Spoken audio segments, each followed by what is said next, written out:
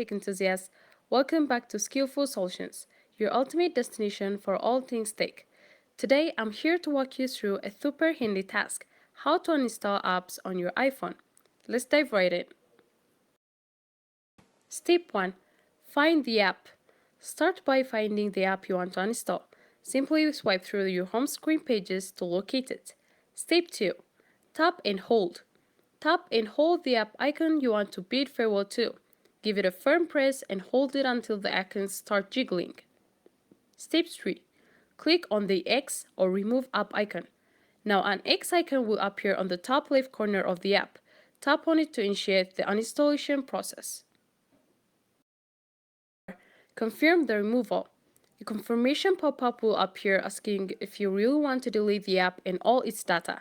If you're sure, go ahead and tap delete. 5. App installation. And just like that, the app will vanish from your screen. It's uninstalled and the space it occupied is now freed up. And there you have it, take my serious. Uninstalling apps on your iPhone is as simple as those 5 steps. If you found this tutorial helpful, don't forget to give it a thumbs up, subscribe to Skillful Solutions for more tech know-how, and hit that notification bell.